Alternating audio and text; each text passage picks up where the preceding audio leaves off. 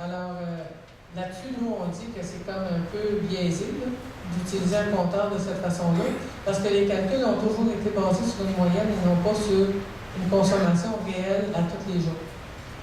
OK? La qualité des composants, on considère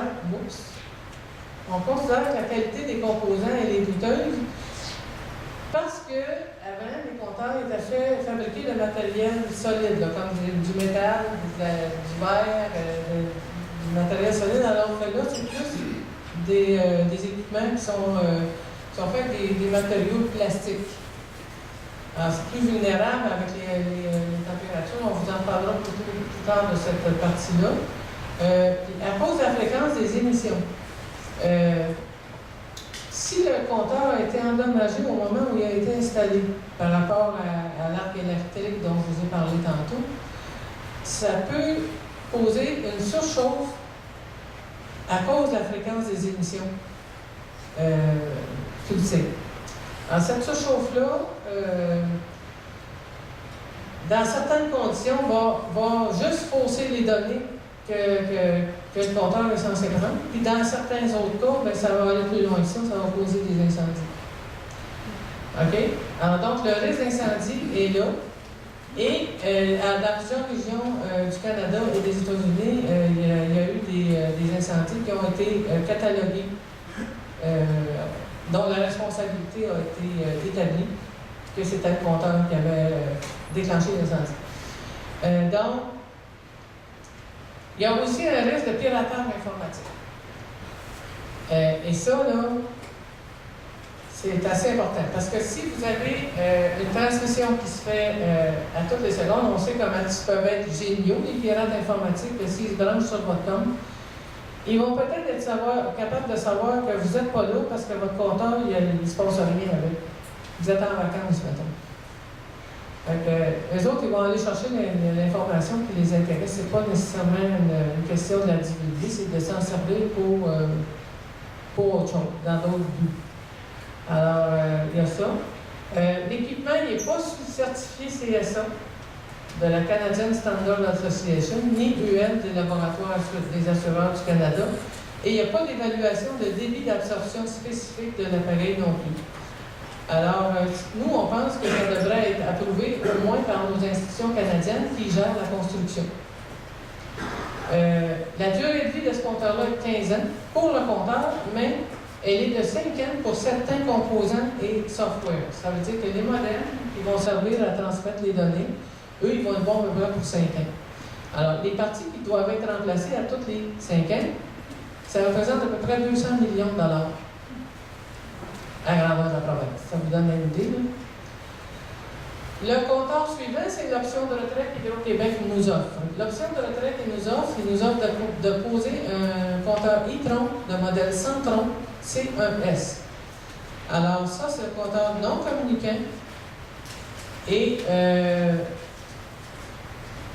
son fonctionnement, à ce jour, il est fiable. C'est-à-dire que le relevé qu'il va faire de la consommation que vous faites est aussi fiable et sur le même principe de calcul que les compteurs traditionnels qu'on avait avant.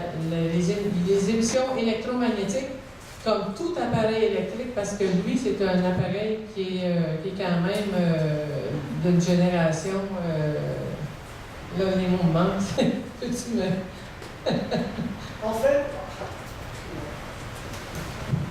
En fait, c'est le seul appareil qui soit relativement fiable par rapport à l'option de retrait.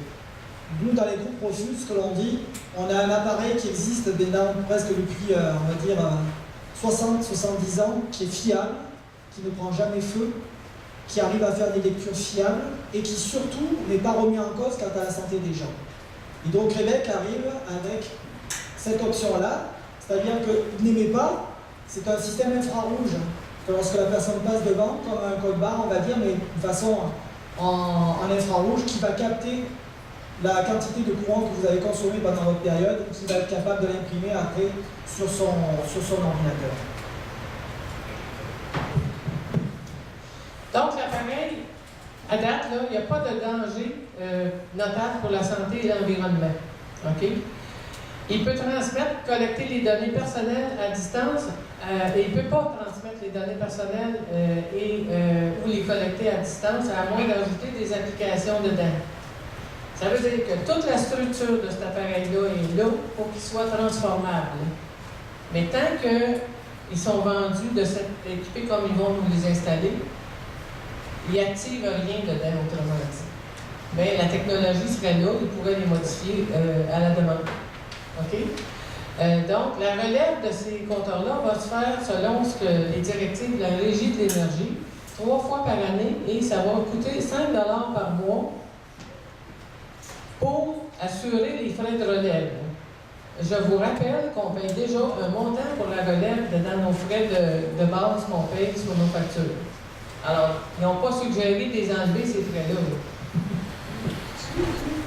L'installation coûte 15 $ si vous faites votre demande dans les délais prescrits par la Régie. Là, je vais vous expliquer c'est quoi les délais prescrits par la Régie. Pour toute personne qui a eu sa lettre d'avis qui dit que les compteurs vont être remplacés avant le 3 octobre 2014. Puis là, ça peut remonter jusqu'en 2012. Ceux qui étaient à Montréal, là, qui ont accepté ces compteurs-là, -là, c'est bon pour eux autres ce que je vais dire là. Alors, pour toutes ces personnes-là, ils ont jusqu'au 3 janvier 2015 pour décider de se prévaloir de l'option de retrait et de pouvoir faire installer l'appareil au coût de 15 $. Passé ce délai, ils vont pouvoir quand même changer leur compteur communicant et intelligent pour ce compteur-là, mais ça va coûter plus cher. Ça va coûter 87 $. OK?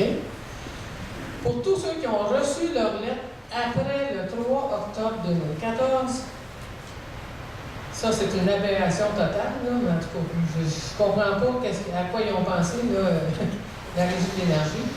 Mais pour tous ceux qui ont reçu leur lettre, donc après le 3 octobre, la date, c'est-à-dire la date de la lettre, il faut que ça soit après le 3 octobre, vous n'avez que 30 jours pour vous prévaloir du tarif spécial de l'option de retrait à 15 $.